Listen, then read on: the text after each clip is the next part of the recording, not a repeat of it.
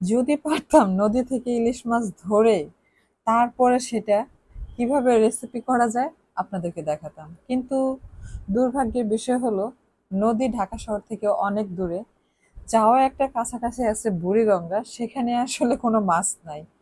যাই হোক, একটা ইলিশ মাছ নিয়ে আসছে, মোটামুটি সাইজের।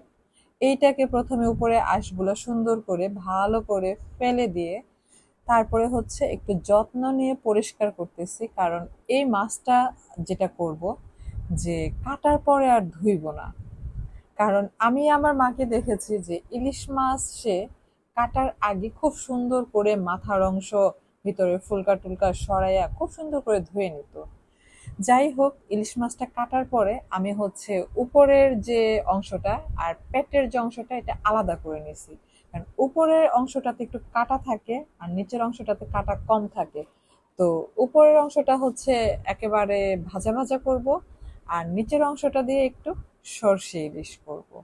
তো একটু লাল মরিচের গুঁড়া আর হচ্ছে একটু লবণ দিয়ে মাখিয়ে তারপরে আহ মাছগুলোকে সুন্দর করে ভেজে নিলাম। আর পেটের অংশটা দিয়ে যেহেতু আমি সর্ষে ইলিশ করবো, তো ওইটাকে খুব বেশি ভাজা যাবে না।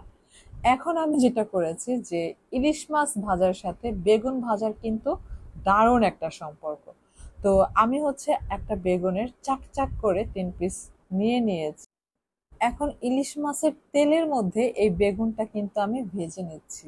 আর এতে করে এই বেগুন ভাজাটা খেতে এত ভালো লাগবে, আপনারা একবার করে খেয়ে দেখেন, এটা বেশ ভালো লাগে।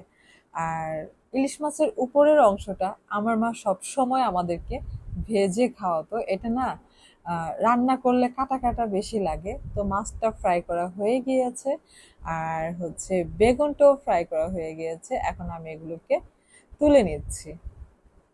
পুরো ভিডিওটি দেখবেন, আর আমার ভিডিও যদি আপনাদের কাছে ভালো লাগে তাহলে আমার চ্যানেলটি সাবস্ক্রাইব করবেন, আর লাইক ও কমেন্ট করে আপনাদের মতামত জানাবেন।